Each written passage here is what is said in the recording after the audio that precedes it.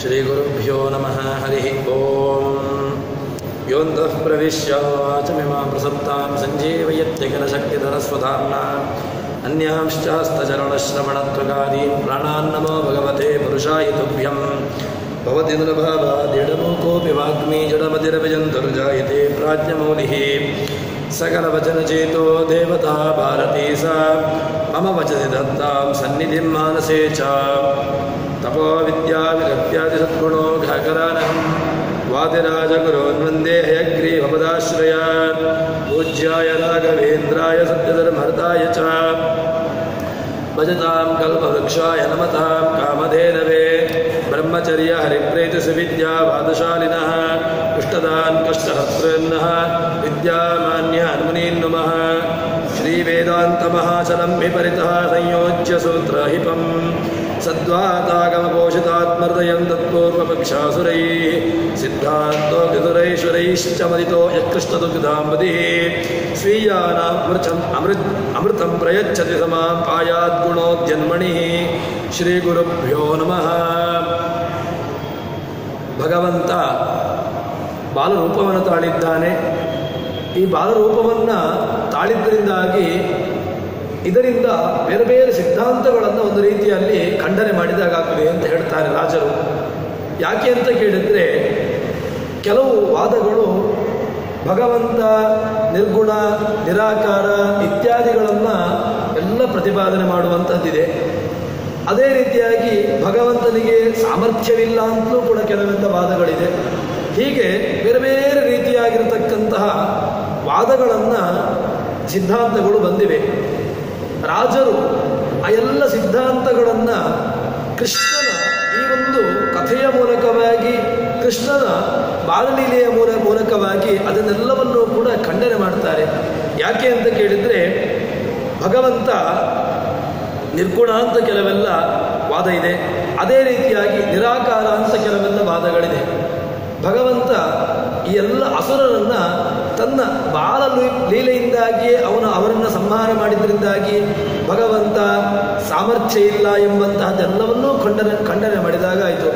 ಸಾಮರ್ಥ್ಯವಿಲ್ಲ ಅಂತಾದರೆ ಭಗವಂತ ಅಂತಹ ದೈತ್ಯರ ಅಸುರರ ಸಂಹಾರ ಅದು ಸಾಧ್ಯವೇ ಇಲ್ಲ. ಭಗವಂತ ಅಸುರರ ಸಂಹಾರವನ್ನು ಮಾಡಿದ್ದಾನೆ. ಈ ಒಂದು ಕೆಲವೆಲ್ಲ ದೃಷ್ಟಾಂತಗಳಿಂದಾಗಿ ಭಗವಂತನಿಗೆ ಸಾಮರ್ಥ್ಯ ಇದೆ ಅಂತ ಗೊತ್ತಾಯಿತು. ಇನ್ನೊಂದು, ಭಗವಂತ ಆ ನಿರಾಕಾರ ಅಂತ ಹೇಳ್ತಾರೆ. ಆ ನಿರಾಕಾರ ಅಂತ ಹೇಳ್ತಕ್ಕಂತಹ ವಾದವನ್ನು ಹೇಳಲಿಕ್ಕೆ ಬರೋದಿಲ್ಲ. ಯಾಕೆ ಅಂತ ಕೇಳಿದರೆ, ಭಗವಂತನ ಈ ಸೌಂದರ್ಯವನ್ನು ಆ ಗೋಪಿಕಾ ಅಲ್ಲಿರತಕ್ಕಂತಹ ನಂದಗೋಪನ ಅರಮನೆಯಲ್ಲಿರ್ತಕ್ಕಂತಹ ಸ್ತ್ರೀಯರು, ನಂದಗೋಪ, ಅದೇ ರೀತಿಯಾಗಿ ಇನ್ನು ಯಶೋದೆ, ಅಲ್ಲಿರತಕ್ಕಂತಹ ದಾಸರುಗಳು ಎಲ್ಲರೂ ಕೂಡ ಅವರ ರೂಪವನ್ನು ನೋಡಿದ್ದಾರೆ. ಅದರಿಂದಾಗಿ ಭಗವಂತನನ್ನು ನಿರಾಕಾರ ಎಂಬಂತಹದ್ದನ್ನು ನಿರಾಕರಣೆ ಮಾಡಿದ ಹಾಗಾಯಿತು. ಇನ್ನೊಂದು, ಪ್ರತ್ಯಕ್ಷ ಸಿದ್ಧವಾದದನ್ನು ಯಾವತ್ತೂ ನಿರಾಕರಣೆ ಮಾಡಲಿಕ್ಕೆ ಬರುವುದಿಲ್ಲ. ಬೆಂಕಿ ಅನುಮಾನದಿಂದ ಒಂದನ್ನು ಹೇಳ್ತಾರೆ, ಒಂದು ಅನುಮಾನವನ್ನು ಸಾಧನೆ ಮಾಡ್ತಾರೆ. ಹೇಗೆ ಅಂತ ಕೇಳಿದ್ರೆ, ಬೆಂಕಿ ಅದು ತಂಪಾಗಿದೆ, ಯಾಕೆ ಅಂತ ಕೇಳಿದ್ರೆ ಪದಾರ್ಥವಾದದ್ರಿಂದ ಅಂತ ಒಂದು ಅನುಮಾನವನ್ನು ಹೇಳ್ತಾರೆ. ಬೆಂಕಿ ಅದು ತಂಪಾಗಿದೆ, ಅದೊಂದು ಪದಾರ್ಥ ಹೇಗೆ ಅಂತ ಕೇಳಿದ್ರೆ, ಅವರು ನೀರನ್ನು ನಮಗೆ ದೃಷ್ಟಾಂತವನ್ನಾಗಿ ಕೊಡ್ತಾರೆ. ನೀರು ಒಂದು ಪದಾರ್ಥ ಅಲ್ವಾ? ಆ ಪದಾರ್ಥ ನೀರು ಹೇಗಾಗಿದೆಯೋ ಅದೇ ರೀತಿಯಾಗಿ ನೀರು ಪದಾರ್ಥವಾದ್ರಿಂದಾಗಿ ಈ ಅಗ್ನಿಯು ಕೂಡ ಪದಾರ್ಥವಾಗಿದೆ, ಅದು ಸುಡಬಾರ್ದು, ಅದು ತಣ್ಣಗಿರಬೇಕು ಅಂತ ಕೆಲವೆಲ್ಲ ವಾದವನ್ನು ಹೇಳ್ತಾರೆ. ಪ್ರತ್ಯಕ್ಷೆಯಿಂದ ಏನು ಸಿದ್ಧ ಆಗಿದೆ? ಪ್ರತ್ಯಕ್ಷೆಯಿಂದ ಬೆಂಕಿ ಸುಡುತ್ತದೆ ಅಂತ ಗೊತ್ತಾಗ್ತಾ ಉಂಟು. ಪ್ರತ್ಯಕ್ಷದಿಂದ ಸಿದ್ಧವಾಗಿರತಕ್ಕಂಥದ್ದನ್ನು ನೀವು ಅದನ್ನು ಅನುಮಾನದ ಮೂಲಕವಾಗಿ ನಿರಾಕರಣೆ ಮಾಡಿದರೆ ಅದನ್ನು ಒಪ್ಪಿಕೊಳ್ಳಿಕ್ಕೆ ಬರೋದಿಲ್ಲ. ಯಾಕೆ? ನೀವು ಯಾವುದ್ಯಾವುದನ್ನೋ ದೃಷ್ಟಾಂತವನ್ನು ಕೊಟ್ಟು ಅಗ್ನಿಯನ್ನು ತಂಪಾಗಿದೆ ಅಂತ ಹೇಳಿದರೆ ಹೇಳಲಿಕ್ಕೆ ಬರೋದಿಲ್ಲ. ಅದೇ ರೀತಿಯಾಗಿ ಭಗವಂತನಲ್ಲಿ ಈಗ ಏನು ಹೇಳ್ತಾ ಇದ್ದಾರೆ ಅಂತ ಕೇಳಿದ್ರೆ, ನಿರ್ಗುಣ ನಿರಾಕಾರ, ಅವನಲ್ಲಿ ಯಾವುದೇ ರೀತಿಯಾಗಿರ್ತಕ್ಕಂಥ ಸಾಮರ್ಥ್ಯಗಳಿಲ್ಲ ಅಂತ ಹೇಳ್ತಾ ಇರುವವರಿಗೆ ಭಗವಂತನ ಸಾಮರ್ಥ್ಯಗಳು ಕಾಣ್ತಾ ಉಂಟು. ಕಂಡಿರತಕ್ಕಂತಹ ಜ್ಞಾನಿಗಳಿದ್ದಾರೆ. ಅದನ್ನು ನೋಡುವುದನ್ನು ಬಿಟ್ಟು ಯಾವುದ್ಯಾವುದನ್ನೋ ನೀವು ಅನುಮಾನ ಅಹಂಕಾರದ ಮೂಲಕವಾಗಿ ಭಗವಂತನಿಗೆ ಸಾಮರ್ಥ್ಯ ಇಲ್ಲ ಅಂತ ಹೇಳುವಂತಹದ್ದು ಅದು ಸರಿಯಲ್ಲ ಎಂಬುದನ್ನು ರಾಜರು ಭಗವಂತನ ಒಂದು ಬಾಲಲೀಲೆಯ ಮೂಲಕವಾಗಿ ಎಲ್ಲ ಸಿದ್ಧಾಂತಗಳನ್ನು ನಿರಾಕರಣೆ ಮಾಡುತ್ತಾ ಇದ್ದಾರೆ. ಇನ್ನೊಂದು ಏನು ಅಂತ ಕೇಳಿದರೆ, ಭಗವಂತ ಸಂಪತ್ತನ್ನು ನೀಡಿದವನು. ಹೇಗೆ ಸಂಪತ್ತನ್ನು ಕೊಟ್ಟವನು ಅಂತ ಕೇಳಿದರೆ, ನಂದಗೋಪಾದಿಗಳಿಗೆ ಭಗವಂತ ಸಂಪತ್ತನ್ನು ನೀಡಿದ್ದಾನೆ. ಅದರಿಂದಾಗಿ ಅವರಿಗೆ ಭಗವಂತನನ್ನು ನೋಡಿದ್ರಿಂದಾಗಿ ಅವರಿಗೆ ಸಂಪತ್ತು ಬಂದದ್ದು ಹೊರತು ಭಗವಂತನನ್ನು ಕಂಡರು, ತನ್ಮೂಲಕವಾಗಿ ಅವರನ್ನು ಉಪಾಸನೆ ಮಾಡಿದ್ರು, ಅವರಿಗೆ ಆ ಸಾತ್ವಿಕವಾಗಿರತಕ್ಕಂತಹ ಸಂಪತ್ತುಗಳು ಬಂದಿದ್ದು. ಈ ಎಲ್ಲ ದೃಷ್ಟಾಂತಗಳಿಂದಾಗಿ ರಾಜರು ಇನ್ನಿತರ ವಾದಗಳು ಯಾವುದೆಲ್ಲ ಇದೆ, ಈ ಭಗವಂತನಲ್ಲಿ ಸಾಮರ್ಥ್ಯ ಇಲ್ಲ, ನಾನು ಭಗವಂತ ಒಂದೇ ಇತ್ಯಾದಿ ಬೇರೆ ಬೇರೆ ಇನ್ನೊಂದು ವಾದ ಇದೆ. ಜಗತ್ತು ಭ್ರಾಂತಿ ಕಲ್ಪಿತ ಅಂತ ಕೆಲವು ವಾದ ಇದೆ. ಆ ವಾದ ಭ್ರಾಂತಿ ಕಲ್ಪಿತ ಅಂತ ಹೇಳ್ತಕ್ಕಂತಹದ್ದು ಅಂದರೆ ಯಾವುದನ್ನೋ ನೋಡಿ ನೀವು ಜಗತ್ತನ್ನು ಭ್ರಮಿಸ್ತಾ ಇದ್ದೀರಿ, ವಾಸ್ತವಿಕವಾಗಿ ಜಗತ್ತಿಲ್ಲ. ನಿಮಗೆ ಜಗತ್ತು ನಿಮಗೆ ಯಾಕೆ ಕಾಣ್ತಾ ಉಂಟು ಅಂತ ಕೇಳಿದ್ರೆ, ನಿಮಗೆ ಜಗತ್ತು ಭ್ರಮೆ, ನೀವು ಜಗತ್ತಿನಲ್ಲಿ ಬ್ರಹ್ಮನನ್ನು ನೋಡಿಕೊಂಡು ಭ್ರಮೆಯನ್ನು ಪಡ್ತಾ ಇದ್ದೀರಿ ಅಂತ ಹೇಳಿಕೊಂಡು ಆ ಒಂದು ವಾದಗಳಿದೆ.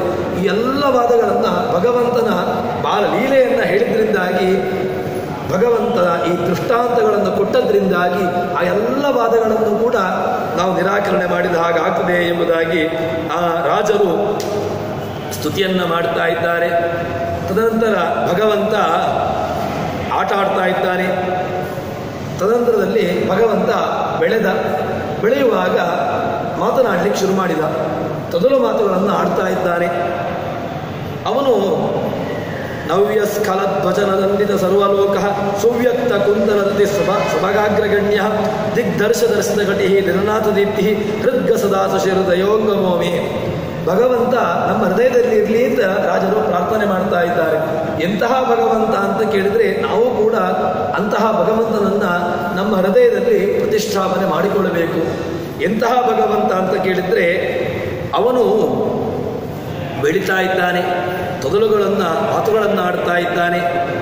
ಇನ್ನು ಆ ಭಗವಂತ ಚಿಕ್ಕ ಮಗು, ಆ ಮಗುವಿನ ತೇಜಸ್ಸೇ ಅನೇಕ ಸೂರ್ಯರ ತೇಜಸ್ಸಿಗೆ ಸಮನಾಗಿರತಕ್ಕಂತಹ ತೇಜಸ್ಸನ್ನು ಆ ಮಗು ಹೊಂದಿದೆ.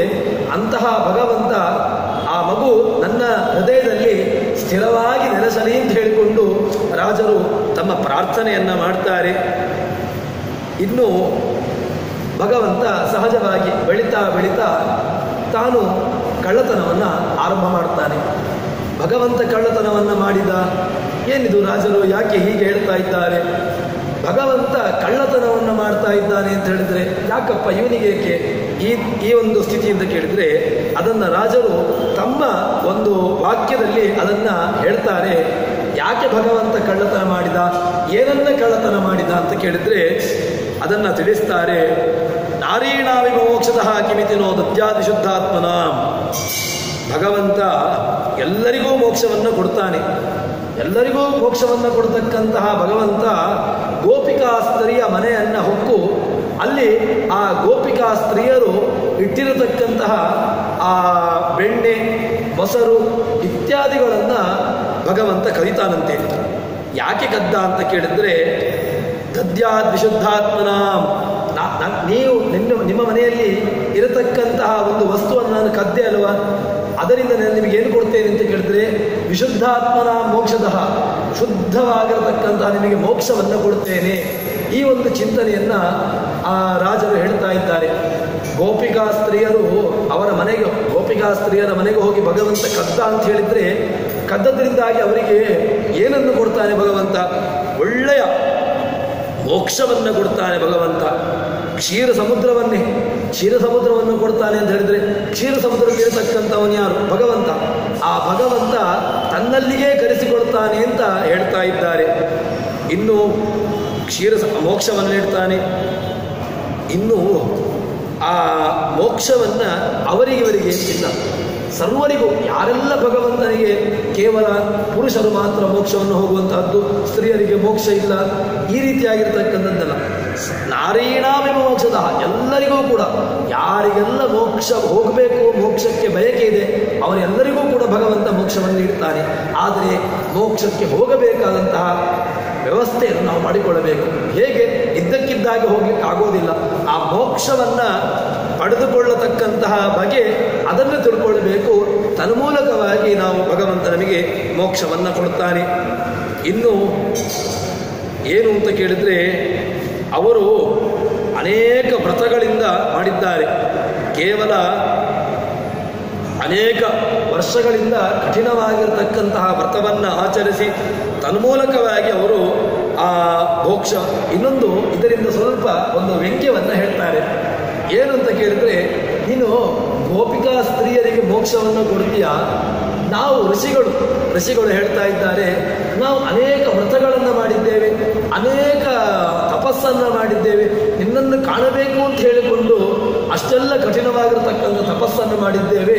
ನೀನು ಕೇವಲ ಅವರ ಮನೆಗೆ ಹೋಗಿ ಅವರ ಮನೆಯಿಂದಲೇ ಕದ್ದು ಅವರಿಗೆ ನೀನು ನಿನ್ನ ಸ್ಥಾನವನ್ನು ಕೊಡ್ತೀ ಅಂತ ಹೇಳಿದರೆ ಏನು ಹೇಳಬೇಕು ನಿನಗೆ ಅಂತ ಒಂದು ರೀತಿಯಾಗಿ ಅವರಿಗೆ ಇವರ ಮೇಲೆ ಸಿಟ್ಟು ಬರಬೇಕು. ಯಾರಿಗೆ? ಆ ಋಷಿಗಳಿಗೆ ಭಗವಂತನ ಮೇಲೆ ಸಿಟ್ಟು ಬರಬೇಕಂತೆ. ಸಿಟ್ಟು ಬಂದು ಒಂದು ರೀತಿಯಾಗಿ, ನೀನು ಸ್ತ್ರೀಯರಿಗೆ, ಆ ಗೋಪಿಕಾ ಸ್ತ್ರೀಯರಿಗೆ ಮೋಕ್ಷವನ್ನು ಕೊಡ್ತೀಯ, ನಾವು ಅನೇಕ ವ್ರತಗಳನ್ನು, ನಿಯಮಗಳನ್ನು, ತಪಸ್ಸನ್ನು, ಪಾಠವನ್ನು ಇತ್ಯಾದಿಗಳನ್ನು ಆಚರಣೆ ಮಾಡ್ತಾ ಇದ್ದೇವೆ, ನಮಗೆ ಯಾಕೆ ನೀನು ಮೋಕ್ಷವನ್ನು ಕೊಡೋದಿಲ್ಲ ಅಂತ ಹೇಳಿಕೊಂಡು ಒಂದು ರೀತಿಯಾಗಿ ಆ ಋಷಿಗಳನ್ನು ತನ್ನ ಮೇಲೆ ಸಿಟ್ಟಾಗಬೇಕೇನೋ ಎಂಬಂತಹ ರೀತಿಯಿಂದಾಗಿ ಭಗವಂತ ಆ ಸ್ತ್ರೀಯರ ಮನೆಯನ್ನು ಹೊಕ್ಕು ಅವರಿಗೆ ಅವರ ಮನೆಯಲ್ಲಿರ್ತಕ್ಕಂತಹ ಮೊಸರ ಇತ್ಯಾದಿಗಳನ್ನೆಲ್ಲ ಕಲಿತಾ ಇದ್ದ ಅಂತ ರಾಜರು ಹೇಳ್ತಾರೆ. ಇನ್ನೊಂದು, ಇದು ಕೇವಲ ಅಷ್ಟೇ ಅಲ್ಲ, ಇದರಿಂದ ಇನ್ನೊಂದು ಏನು ಹೇಳ್ತಾರಂತೆ. ಏನು ಅಂತ ಕೇಳಿದರೆ, ಭಗವಂತ ಕೆಲವರೆಲ್ಲ ಭಗವಂತನ ಮೇಲೆ ಸಿಡ್ತಾ, ಭಗವಂತ ಅವರ ಮನೆಗೆ ಬರ್ತಾ ಇದ್ದಾನೆ.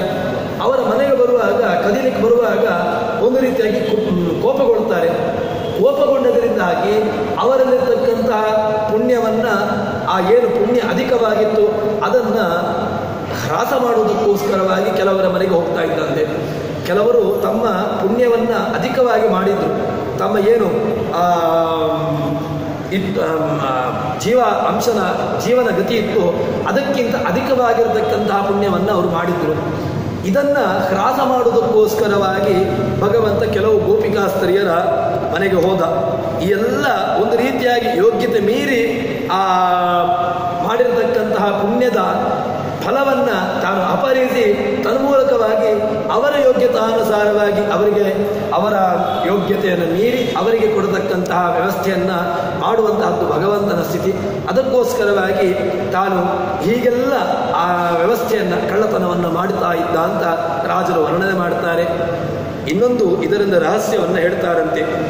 ಏನು ಅಂತ ಕೇಳಿದ್ರೆ, ಭಗವಂತ ಒಬ್ಬಳ ಗೋಪಿಕಾ ಸ್ತ್ರೀಯರ ಮನೆಗೆ ಹೋಗಿ ಅವಳ ಮನೆಯಲ್ಲಿ ಇರತಕ್ಕಂಥ ಹಾಲನ್ನು ಕುಡಿತಾನಂತೆ. ಅದರಿಂದ ಏನಾಯಿತು ಅಂತ ಕೇಳಿದ್ರೆ, ತಾನು ಕುಡಿದು ಅಲ್ಲಿರತಕ್ಕಂತಹ ಯಾವುದೋ ಪ್ರಾಣಿ ಪಕ್ಷಿಗಳಿಗೆ ಅದನ್ನು ಹಾಕಿ ಬಿಡ್ತಾನಂತೆ, ಚೆಲ್ಲುತ್ತಾನೆ. ತಾನು ಕುಡಿದ್ರೆ ಅವರಿಗೆ ಯಾವುದೇ ರೀತಿಯಾಗಿರ್ತಕ್ಕಂತಹ ಇದಾಗಲಿಲ್ಲ. ಯಾವಾಗ ಆ ಕೃಷ್ಣ ತಾನು ತಿಂದು ಅಲ್ಲಿರ್ತಕ್ಕಂತಹ ಯಾವುದೋ ಪಕ್ಷಿಗಳಿಗೋ ಪ್ರಾಣಿಗಳಿಗೋ ಆ ಹಾಲನ್ನು ಹಾಕಿದ್ನೋ ಆವಾಗ ಅವಳಿಗೆ ಕೋಪ ಬಂದದ್ದು. ಯಾಕೆ ಅಂತ ಕೇಳಿದರೆ, ನಾವು ನಿತ್ಯದಲ್ಲೂ ಕೂಡ ಪ್ರಾರ್ಥನೆ ಮಾಡಬೇಕಾದ್ದು ಏನು ಅಂತ ಕೇಳಿದರೆ, ನಾವು ಭಗವಂತನಿಗೆ ನಿವೇದಿತವಾಗಿರತಕ್ಕಂಥ ಅನ್ನವನ್ನು ನಾವು ಊಟ ಮಾಡಬೇಕಂತೆ. ಯಾಕೆ ಅಂತ ಕೇಳಿದರೆ, ಅವಳಿಗೆ ಬಯಕೆ ಇದ್ದದ್ದೇನು? ಭಗವಂತ ತಾನು ಕುಡಿದು ಅದರಿಂದ ಇಂತಿಷ್ಟೊಂದು ಸ್ವಲ್ಪ ಹಾಲನ್ನು ಮಿಕ್ಕಿಸ್ತಾನೋ ಏನೋ, ಅದನ್ನು ತಾನು ಕುಡಿದೆ ಅಂತ ಹೇಳಿದ್ರೆ, ಉಚ್ಚಿಷ್ಟ ಭೋಜನೋದಾಸ ತವ ಮಾಯಾಂಜಯೇಮಿ, ಭಗವಂತನ ಉಚ್ಚಿಷ್ಟ ಅಂತ ಹೇಳಿದ್ರೆ ಏನು ಭಗವಂತನ ಈ ನೈವೇದ್ಯವಾಗಿ ಮಾಡಿರತಕ್ಕಂತಹ ಏನು ಅನ್ನಾದಿಗಳಿದೆ ಅದನ್ನು ಯಾರು ಸ್ವೀಕಾರ ಮಾಡ್ತಾರೆಯೋ ಅವರು ತವ ಮಾಯಾಂಜಯೇಮಿ, ಅವರು ಭಗವಂತನ ಮಾಯೆಯನ್ನು ಮೀರಿರ್ತಾರಂತೆ. ಅಂದರೆ ಏನು? ಭಗವಂತನ ಪತ್ನಿಯಾಗಿರತಕ್ಕಂತಹ ಲಕ್ಷ್ಮೀದೇವಿಯ ಮಾಯೆಗೆ ಅವರು ಸಿಗೋದಿಲ್ಲ, ಅವರನ್ನು ಮೀರಿ ನಿಲ್ಲುವಂತಹ ಸಾಮರ್ಥ್ಯ ಬರ್ತದೆ ಅಂತ. ಇವಳಿಗೆ ಅಂತಹ ಜ್ಞಾನ ಇತ್ತು ಈ ಗೋಪಿಕರಿಗೆ. ಅವಳು ತಾನು ಅದನ್ನು ಸ್ವೀಕಾರ ಮಾಡಿ ಅಲ್ಲಿ ಉಳಿದಿರತಕ್ಕಂತಹ ಹಾಲನ್ನು ಈ ಗೋಪಿಕಾ ಸ್ತ್ರೀಯರಿಗೆ ನೀಡದೆ ಅಲ್ಲಿರತಕ್ಕಂತಹ ಪ್ರಾಣಿಗಳಿಗೆ ನೀಡ್ತಾ ಇದ್ದಂತೆ. ಇದನ್ನು ನೋಡಿ ಅವರು ಆ ಗೋಪಿಕಾ ಸ್ತ್ರೀಯರು ಭಗವಂತನ ಮೇಲೆ ಒಂದು ರೀತಿಯಾಗಿ ಕೋಪಗೊಳ್ತಾ ಇದ್ರು. ನಿನ್ನ ಆ ಉಚ್ಚಿಷ್ಟವನ್ನು ತಿಂದದ್ರಿಂದಾಗಿ ನಮಗೆ ನಿನ್ನ ಮಾಯೆಯನ್ನು ಗೆಲ್ಲುವಂತಹ ಒಂದು ಸಾಮರ್ಥ್ಯ ಬರ್ತಿತ್ತು, ನೀನು ಅದಕ್ಕೂ ಕೂಡ ಸಿಗದಂತೆ ಮಾಡಿದ್ಯಲ್ವಾ ಅಂತ ಹೇಳಿಕೊಂಡು ಒಂದು ರೀತಿಯಾಗಿ ಭಗವಂತನ ಮೇಲೆ ಅವರು ಕೋಪಗೊಳ್ತಾ ಇದ್ರು ಅಂತ ಹೇಳ್ತಾರೆ. ತದನಂತರದಲ್ಲಿ ಭಗವಂತ ಸಹಸ್ರ ಶೀರ್ಷ ಪುರುಷ ಸಹಸ್ರಾಜ ಸಹಸ್ರಪಾತ್, ಅನೇಕ ಕವಿಗಳು, ಅನೇಕ ಕಾಲುಗಳು, ಅನೇಕ ತಲೆಗಳನ್ನು ಉಳ್ಳಂತಹ ಭಗವಂತ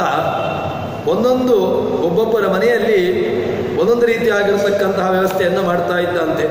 ಏನು ಅಂತ ಕೇಳಿದರೆ, ಅಲ್ಲಿ ಹೋಗಿ ಆ ಪ್ರಗೃಹ್ಯ ಗಂಟ ಅಪರೇಣ ಪಾತ್ರಂ ಕರೇಣ ಚಾನ್ಯೇನ ಪಯಪಿಬಂತಂ ನಿಶಾಮ್ಯ ಮಿತ್ರಾಣಿ ಚ ತರ್ಪಯಂತಂ ಸುವಿಸ್ಮಿತ ಕಾಪಿ ಬಭೂವ ತೂಷ್ಣೀಂ. ಭಗವಂತ ಒಬ್ಬರ ಮನೆಗೆ ಹೋಗಿ ಪೂಜೆಯನ್ನು ಮಾಡ್ತಾ ಇದ್ದಾನೆ.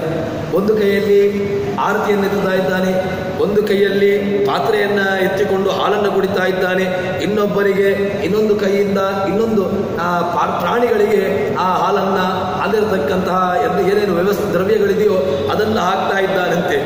ಹೀಗೆ ಕೃಷ್ಣನಿಗೆ ನೋಡಿ ಅಲ್ಲಿಗೆ ಕೃಷ್ಣನನ್ನು ಹೀಗೆ ನೋಡಿರತಕ್ಕಂತಹ ಗೋಪಿಕೆಯರಿಗೆ ಅವರಿಗೆ ಮಾತೇ ಬರ್ತಾ ಇಲ್ಲ. ಏನಿದು ಭಗವಂತ ತಾನು ದೇವರ ಮನೆಗೆ ಹೋಗಿ ಒಂದು ಕೈಯಲ್ಲಿ ಆರತಿಯನ್ನು ಮಾಡ್ತಾ ಇದ್ದಾನೆ. ಏನು ಯಾರಿಗೆ ಆರತಿ ಮಾಡೋದು? ತನ್ನ ರೂಪಕ್ಕೇನೆ ಆರತಿಯನ್ನು ಮಾಡ್ಕೊಳ್ತಾ ಇದ್ದಾನೆ. ಅಲ್ಲಿರ್ತಕ್ಕಂತಹ ಯಾವುದೋ ಒಂದು ದೇವತಾ ಪ್ರತಿಮೆಗೆನೋ ಯಾವುದೋ ಅವರ ಮನೆಯಲ್ಲಿರತಕ್ಕಂತಹ ದೇವತಾ ಇದಕ್ಕೆ ಭಗವಂತ ಒಂದು ಕೈಯಲ್ಲಿ ಗಂಟೆಯನ್ನು ಹಿಡ್ಕೊಂಡು ತಾನೇ ಆರತಿ ಮಾಡ್ತಾ ಇದ್ದಾನೆ, ಇನ್ನೊಂದು ಕೈಯಲ್ಲಿ ಅಭಿಷೇಕವನ್ನು ಮಾಡ್ತಾ ಇದ್ದಾನೆ, ಇನ್ನೊಂದು ರೀತಿಯಲ್ಲಿ ಭಗವಂತ ಹಾಲನ್ನು ಕುಡಿತಾ ನೈವೇದ್ಯವನ್ನು ಮಾಡ್ತಾ ಇದ್ದಾನೆ. ಏನಿದು ಭಗವಂತನ ವ್ಯವಸ್ಥೆಯನ್ನೇ ನಮಗೆ ತಿಳ್ಕೊಳ್ಳಿಕ್ಕಾಗ್ತಾ ಇಲ್ಲಲ್ವಾ ಅಂತ ಹೇಳಿಕೊಂಡು ಒಬ್ಬಳು ಗೋಪಿಕಾ ಆ ಭಗವಂತನ ನೋಡ್ತಾ ಇದ್ದಾಳೆ. ಹಾಗಲ್ಲ, ಇನ್ನೊಂದು ಮನೆಯಲ್ಲಿ ಭಗವಂತನ ವ್ಯವಸ್ಥೆ ಹೇಗಿದೆ ಅಂತ ಕೇಳಿದ್ರೆ ಅದನ್ನು ಹೇಳ್ತಾರಂತೆ. ಆ ಮನೆಗೆ ಹೋಗಿ ಮೊಸರಿನ ಪಾತ್ರೆಗೆ ಮೊಸರಿನ ಪಾತ್ರೆಯನ್ನು ಒಡೆದು ಹಾಕಿದ್ದಾನೆ. ಆ ಮೊಸರಿನ ಪಾತ್ರೆಯನ್ನು ಒಡೆದು ಹಾಕಿ ಅಲ್ಲಿ ಅವಳು ಏನು ಮಾಡಿದ್ದಾಳೆ ಅಂತ ಕೇಳಿದರೆ, ಈ ಕೃಷ್ಣ ಬರ್ತಾನೆ ಅಂತ ಅವರಿಗೆಲ್ಲ ನಿಶ್ಚಿತವಾಗಿದೆ. ಭಗವಂತ ಸುಮ್ಮನೆ ನಮ್ಮ ಮನೆಯೆಲ್ಲ ಬರ್ತಾನೆ ಅಂತ, ಯಾಕೆಂದರೆ ಮೊದಲೇ ಹೇಳಿದ್ದಾರೆ ಭಗವಂತ ನಿತ್ಯದಲ್ಲೂ ಕೂಡ ತನ್ನ ಮನೆಗೆ ಬರ್ತಾನೆ ಅಂತ ಹೇಳಿಕೊಂಡು ತಮ್ಮ ಮನೆಯನ್ನು ಅವರು ಅಲಂಕರಿಸಿದ್ದಾರಂತೆ. ಅಲಂಕರಿಸಿಕೊಂಡು ಈ ಕೃಷ್ಣ ಮನೆಗೆ ಬಂದಾಗ ಆ ಮನೆಯಲ್ಲಿರ್ತಕ್ಕಂತಹ ಮೊಸರಿನ ಗಡಿಗೆಯನ್ನು ಒಡೆದಾಗ ಗೊತ್ತಾಗಬೇಕು ಅಂತ ಹೇಳಿಕೊಂಡು ಅದಕ್ಕೆ ಗಂಟೆಯನ್ನು ಕಟ್ಟಿದ್ದಾರೆ. ಆ ಗಂಟೆಯನ್ನು ಕಟ್ಟಿರತಕ್ಕಂತಹ ಮೊಸರಿನ ಗಡಿಗೆಯನ್ನು ಭಗವಂತ ಒಡೆದಾಕಿದ್ದಾರೆ. ಆ ಮೊಸರಿನ ಗಡಿಗೆ ಒಡೆದಾಗ ಈ ಗೋಪಿಗೆ ಒಳಗೆ ಬಂದಿದ್ದಾಳೆ. ಭಗವಂತ ಕೆಳಗೆ ಕೂತ್ಕೊಂಡು ಮೊಸರನ್ನು ನೆಕ್ತಾ ಇದ್ದಾನೆ. ಏನಿದು ಒಬ್ಬರ ಮನೆಯಲ್ಲಿ ಒಂದೊಂದು ರೀತಿಯಾಗಿರ್ತಕ್ಕಂಥ ಅವಾಂತರ, ನಮ್ಮ ಮನೆಯಲ್ಲಿ ಒಂದು ರೀತಿಯಾಗಿರ್ತಕ್ಕಂಥ ಅವಾಂತರ, ಏನು ನಿನ್ನ ಅವಸ್ಥೆ ಅಂತ ಹೇಳಿಕೊಂಡು ಭಗವಂತ ಹೇಳ್ತಾ ಇದ್ದಾನಂತೆ. ಇನ್ನೊಂದು ಏನು ಅಂತ ಕೇಳಿದ್ರೆ, ಈ ಘಂಟಾನಾದದ ಯಾಕೆ ಮಾಡ್ತೇವೆ ಅಂತ ಕೇಳಿದ್ರೆ, ಆಗಮಾರ್ಥಂತು ದೇವಾನಾಂ ಗಮನಾರ್ಥಂತು ರಕ್ಷಸಾಂ ಕುರುಘಂಟಾರವಂ ತತ್ರ ಅಂತ ಆ ಘಂಟಾನಾದಕ್ಕೆ ಮಹತ್ವವನ್ನು ಹೇಳ್ತಾರೆ. ಘಂಟಾನಾದವನ್ನು ಯಾಕೆ ಮಾಡ್ತಾರೆ ಅಂತ ಕೇಳಿದ್ರೆ, ದೇವತೆಗಳು ಬರಬೇಕು, ದೇವರು ಬರಬೇಕು ಎಂಬಂತಹ ದೃಷ್ಟಿಯಿಂದಾಗಿ ಘಂಟಾನಾದವನ್ನು ಮಾಡೋದು. ದೇವತೆಗಳು ಬರಬೇಕು, ಅಲ್ಲಿರತಕ್ಕಂತಹ ರಾಕ್ಷಸರು ತಾವು ಅಲ್ಲಿಂದ ಓಡಿ ಹೋಗಬೇಕು ಅಂತ. ರಾಕ್ಷಸಾನ ಪಿಶಾಚಾನ ತದ್ದೇಶೆ ವಸತಿರ್ಭವೇತ್ ಅಂತ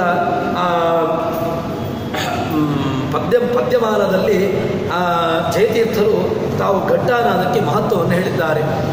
ಎಲ್ಲಿ ಘಂಟಾನಾದವಾಗೋದಿಲ್ವೋ ಅಲ್ಲಿ ರಾಕ್ಷಸಗಳು ಪಿಶಾಚಿಗಳು ಅಲ್ಲಿ ವಸತಿಯನ್ನು ಮಾಡಿರುತ್ತಾರೆ ಅಂತ ಹೇಳಿಕೊಂಡು ಹೇಳ್ತಾರೆ. ನೀವು ಘಂಟಾನಾದವನ್ನು ಮಾಡಿದಾಗ ಎಲ್ಲಿಯ ತನಕ ಆ ಘಂಟಾನಾದವು ಕೇಳ್ತದೆಯೋ ಅಲ್ಲಿಯ ತನಕ ಅಲ್ಲಿರತಕ್ಕಂತಹ ಆ ಕ್ಷುದ್ರ ಶಕ್ತಿಗಳು ಎಲ್ಲವೂ ಕೂಡ ಹೋಗ್ತವೆ, ದೂರಕ್ಕೆ ಹೋಗ್ತವೆ ಅಂತ. ಇನ್ನೊಂದು, ಈ ಘಂಟಾನಾದ ಆಯಿತು, ಕೆಳಕ್ಕೆ ಬಿದ್ದಾಗ ಏನಾಯಿತು ಅಂತ ಕೇಳಿದರೆ ಭಗವಂತ ಬಂದ. ಆ ನಿಯಮ ಏನು ಅಂತ ಕೇಳಿದರೆ, ಗಂಟೆ ಆದಾಗ ಭಗವಂತ ಬರ್ತಾನೆ. ಆಗಮಾರ್ಥದ ದೇವಾನ ಭಗವಂತ ಬರ್ತಾ ಇದ್ದಾನೆ. ತಾನು ಬರುವುದರ ಒಂದು ಸಂಕೇತಕ್ಕೋಸ್ಕರವಾಗಿ ಅಲ್ಲಿರತಕ್ಕಂತಹ ಗಂಟೆ ಇತ್ಯಾದಿಗಳನ್ನೆಲ್ಲವೂ ಕೆಳಗೆ ಹಾಕಿ ಅವುಗಳಿಂದ ಶಬ್ದ ಬರುವಂತೆ ಮಾಡ್ತಾ ಇದ್ದಾನೆ ಅಂತ ಹೇಳಿಕೊಂಡು ಒಂದು ರೀತಿಯಾಗಿ ರಾಜನು ತಾವು ವರ್ಣನೆಯನ್ನು ಮಾಡ್ತಾ ಇದ್ದಾರೆ. ಇದು ಪೂಜೆಯ ಕಾಲದಲ್ಲಿ ಘಂಟಾನಾದವನ್ನು ಮಾಡುವುದಕ್ಕೆ ಇರತಕ್ಕಂತಹ ಮಹತ್ವ ಎಂಬುದಾಗಿ ಹೇಳ್ತಾರೆ.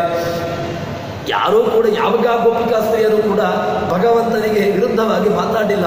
ಅವನ ಒಂದು ರೀತಿಯಾಗಿ ಇವರಿಗೆ ತೊಂದರೆ ಅಲ್ವಾ, ಭಗವಂತ ಅಲ್ಲಿಂದ ಹೋದ ಮೇಲೆ ಅವರೇ ಅದನ್ನು ಸ್ವಚ್ಛ ಮಾಡಬೇಕು. ಏನು ಮಾಡಿದರೂ ಪರವಾಗಿಲ್ಲ, ನಮ್ಮ ಭಗವಂತ ಅಂತ ಹೇಳಿಕೊಂಡು ಏನು ಮಾಡಿದರೂ ಪರವಾಗಿಲ್ಲ. ಅವನ ಮನೆಯಲ್ಲಿರತಕ್ಕಂಥ ವಸ್ತುಗಳನ್ನು ಚಿಂದಿ ಚಿತ್ರಾನ್ನ ಎಲ್ಲ ಕೆಳಗೆ ಹಾಕಿ ಏನು ಮಾಡಿದರೂ ಕೂಡ ನಮ್ಮ ಭಗವಂತ ನಮ್ಮ ಮನೆಯಲ್ಲಿ ಮಾಡಿದ್ದಾನೆ ಅಂತ ಹೇಳಿಕೊಂಡು ಒಂದು ರೀತಿಯಾಗಿ ಆನಂದವನ್ನು ಅನುಭವಿಸ್ತಾ ಇದ್ರು ಅಂತ ಆ ಗೋಪಿಕಾ ಸ್ತ್ರೀಯರನ್ನ ಹೇಳ್ತಾರೆ. ಇನ್ನು ಆ ಭಗವಂತ ಆ ಒಂದು ಕೈಯಲ್ಲಿ ಒಬ್ಬರ ಕೈಯಲ್ಲಿ ಬೆಣ್ಣೆಯನ್ನೇ, ಒಬ್ಬರ ಗೋಪಿಕಾ ಸ್ತ್ರೀಯರ ಮನೆಯಲ್ಲಿ ಬೆಣ್ಣೆಯನ್ನು ಹಿಡ್ಕೊಂಡು ತಿಂತಾ ಇದ್ದಾನಂತೆ. ತಿಂತಾ ಇದ್ದು ಅದನ್ನು ನೋಡ್ತಾಳೆ, ಬರ್ತಾಳೆ, ಭಗವಂತನನ್ನು ಹೆದರಿಸಬೇಕು ಅಂತ ಹೇಳಿಕೊಂಡು ಬರ್ತಾಳೆ. ಭಗವಂತ ಸಹಜವಾಗಿ ಮಗು ಇವಳನ್ನು ಸ್ವಲ್ಪ ಆಟ ಆಡಿಸುವ ಅಂದುಕೊಂಡು ಹೆದರಿದ ಹಾಗೆ ಅಲ್ಲಿಂದ ಓಡ್ತಾನಂತೆ. ಇದು ಓಡಿದಾಗ ಹೇಗಾಯಿತು ಅಂತ ಕೇಳಿದ್ರೆ, ಅವಳ ತಲೆಯಲ್ಲಿರತಕ್ಕಂತಹ ಪುಷ್ಪಗಳು ಭಗವಂತನ ಪಾದಕ್ಕೆ ಬೀಳ್ತಾ ಉಂಟಂತೆ. ಇದು ಒಂದು ರೀತಿಯಾಗಿ ಭಗವಂತ ನೈವೇದ್ಯವನ್ನು ಮಾಡ್ತಾ ಇದ್ದಾನೆ. ತನ್ನ ಕೈಯಲ್ಲಿ ಬೆಣ್ಣೆಯನ್ನು ಹಿಡ್ಕೊಂಡಿದ್ದಾನೆ. ಬೆಣ್ಣೆಯನ್ನು ಹಿಡ್ಕೊಂಡಿರತಕ್ಕಂತಹ ಭಗವಂತನನ್ನ ಇವಳು ತನ್ನ ತಲೆಯಲ್ಲಿರತಕ್ಕಂಥ ಹೂಗಳು ಬೀಳ್ತಾ ಒಂದು ರೀತಿಯಾಗಿ ಅರ್ಚನೆ ಮಾಡಿಕೊಂಡು ಅವನು ಓಡ್ತಾ ಇದ್ದಾನೆ. ಇವಳು ಅವಳ ಹಿಂದೆ ಓಡ್ತಾ ಇದ್ದಾನೆ. ಈ ರೀತಿಯಾಗಿ ಆ ಭಗವಂತನನ್ನ ನೈವೇದ್ಯ ಮಾಡುವಂತಹ ಕಾಲದಲ್ಲಿ ಇವಳು ಓಡ್ತಾ ಇದ್ದಾಳೆ. ಒಂದು ರೀತಿಯಾಗಿ ಬೈದುಕೊಂಡು ಹೋಗ್ತಾ ಇದ್ದಾಳಂತೆ. ಬೈಯುವ ಕಾಲದಲ್ಲಿ ನೈವೇದ್ಯವನ್ನು ಮಾಡಿದಾಗೆ ಅವಳ ಬಾಯಿಂದ ಬರತಕ್ಕಂತಹ ಮಾತುಗಳು ಈ ನೈವೇದ್ಯ ಕಾಲದಲ್ಲಿ ಯಾವ ರೀತಿಯಾಗಿ ಮಂತ್ರಗಳನ್ನು ಪಠಣೆ ಮಾಡ್ತೇವೆಯೋ ಆ ರೀತಿಯಾಗಿ ಕಾಣ್ತಾ ಇದೆ ಅಂತ ಹೇಳಿಕೊಂಡು ಆ ಭಗವಂತ ಕೈಯಲ್ಲಿ ಬೆಣ್ಣೆ ಹಿಡ್ಕೊಂಡಿದ್ದಾನೆ, ನೈವೇದ್ಯವನ್ನು ಮಾಡ್ತಾ ಇದ್ದಾನೆ. ಹಿಂದೆಯಿಂದ ಗೋಪಿಕೆ ಓಡ್ತಾ ಇದ್ದಾಳೆ, ಅವಳು ಬೈತಾ ಇದ್ದಾಳೆ. ಬೈಯತಕ್ಕಂತಹದ್ದು ಒಂದು ರೀತಿಯಾಗಿ ಮಂತ್ರಪುಷ್ಪ. ಆ ಭಗವಂತನ ಬೈಯುವಿಕೆಯೇ ಒಂದು ರೀತಿಯಾಗಿ ಮಂತ್ರಪುಷ್ಪದ ರೀತಿಯಲ್ಲಿ ಕೇಳ್ತಾ ಇದೆ ಅಂತ ಹೇಳಿಕೊಂಡು ಹೇಳ್ತಾರೆ.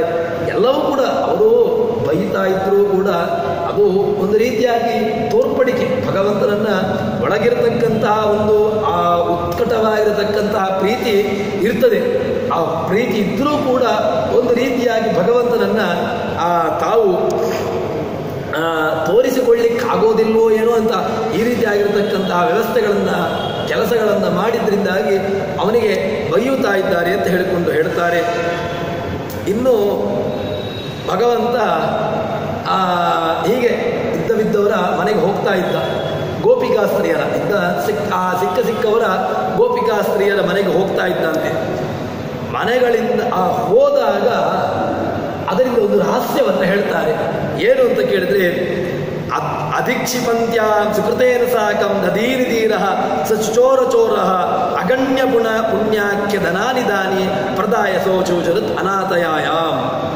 ಭಗವಂತ ಒಬ್ಬ ಗೋಪಿಕಾ ಸ್ತ್ರೀಯರ ಮನೆಗೆ ಹೋಗಿ ಅಲ್ಲಿರತಕ್ಕಂತಹ ಗವ್ಯಗಳನ್ನು, ಗೋ ಸಂಬಂಧಿಯಾಗಿರ್ತಕ್ಕಂತಹ ಹಾಲು, ಮೊಸರು, ಬೆಣ್ಣೆ ಅಥವಾ ತುಪ್ಪ ಇತ್ಯಾದಿಗಳನ್ನು ಕಲಿತಾ ಇರುವಾಗ ಯಾರಾದರೂ ಗೋಪಿಕಾ ಸ್ತ್ರೀಯರು ಅಥವಾ ಇನ್ನಿತರ ಯಾರಾದರೂ ಕೂಡ ಆಕ್ಷೇಪ ಮಾಡಿದರೆ ಏನು ಮಾಡ್ತಾ ಇದ್ದ ಅಂತ ಕೇಳಿದ್ರೆ, ಅವರು ಬೈತಾ ಇದ್ರಲ್ಲ, ಅವರಿಂದ ಪುಣ್ಯವನ್ನು ಕಲಿತಾ ಇದ್ದ ಭಗವಂತ. ನೀವು ನನಗೆ ಬೈತೀರಲ್ವಾ, ನಿಮ್ಮಲ್ಲಿರತಕ್ಕಂತಹ ಪುಣ್ಯವನ್ನು ನಾನು ಕಲಿತೇನೆ ಅಂತ ಹೇಳಿಕೊಂಡು ನನಗೆ ಬೈಬಾರ್ದು. ನಾನು ಒಳ್ಳೆಯವನು, ನಾನು ಏನು ಮಾಡಿದರೂ ಕೂಡ ನೀವು ನೋಡಿಕೊಂಡಿರಬೇಕು ಅಂತ ಅವನ ವ್ಯವಸ್ಥೆ. ನೀವು ನನಗೆ ಬೈದದ್ರಿಂದಾಗಿ ನಿಮ್ಮಲ್ಲಿರತಕ್ಕಂತಹ ಪುಣ್ಯಗಳನ್ನೆಲ್ಲವನ್ನೂ ಕೂಡ ನಾನು ಕಲಿತೇನೆ. ಕದ್ದು ಏನು ಮಾಡ್ತೇನೆ ಅಂತ ಕೇಳಿದರೆ ಅದನ್ನು, ಆ ಪುಣ್ಯವನ್ನು ತಾನಿಟ್ಕೊಳ್ತಾ ಇರಲಿಲ್ಲ. ಮತ್ತೇನು ಮಾಡ್ತಾ ಇದ್ದ ಅಂತ ಕೇಳಿದ್ರೆ, ಅಗಣ್ಯ ಪುಣ್ಯಕ್ಕೆ ಧನಾನಿ, ಅದನ್ನು ತಾನಿಟ್ಕೊಳ್ತಾ ಇರಲಿಲ್ಲ, ದಾನ ಮಾಡ್ತಾ ಇದ್ದ. ಅದನ್ನು ದಾನ ಮಾಡ್ತಾ ಇದ್ದಂತೆ. ಯಾರಿಗೆ ದಾನ ಮಾಡ್ತಾ ಇದ್ದ ಅಂತ ಕೇಳಿದ್ರೆ, ಯಾರು ತನ್ನನ್ನು ಸ್ವಾಗತಿಸ್ತಾರೆ ಅವರಿಗೆ ಈ ಪುಣ್ಯಗಳನ್ನು ಕೊಂಡೋಗಿ ಕೊಡ್ತಾ ಇದ್ದ. ಯಾವ ಗೋಪಿಕಾ ಸ್ತ್ರೀಯರು ತಾನು ಬಂದಾಗ ಬೈತಾ ಇದ್ರೋ ಅವರಿರತಕ್ಕಂತಹ ಪುಣ್ಯಗಳನ್ನು ಹ್ರಾಸ ತೆಗಿತಾ ಇದ್ದ. ತೆಗೆದು ಅಲ್ಲಿ ನಂತರ ಮತ್ತೊಂದು ಮನೆಗೆ ಹೋಗ್ತಾ ಇದ್ದ. ಅವರು ಬರಬೇಕು ಅಂತ ಹೇಳಿಕೊಂಡು ಯಾರು ಭಗವಂತನಿಗೆ ಸ್ವಾಗತ ಮಾಡ್ತಾ ಇದ್ರು ತನ್ನಲ್ಲಿ ತಾನಿಟ್ಕೊಳ್ತಾ ಇದ್ದ. ತನಗೆ ಅದರಿಂದ ಕೊಡುಗೈದಾನಿ ಭಗವಂತ. ಆ ಪುಣ್ಯಗಳನ್ನು ಅವರಿಗೆ ಕೊಡ್ತಾ ಇದ್ದಂತೆ. ಅವರಿಗೆ ಕೊಟ್ಟು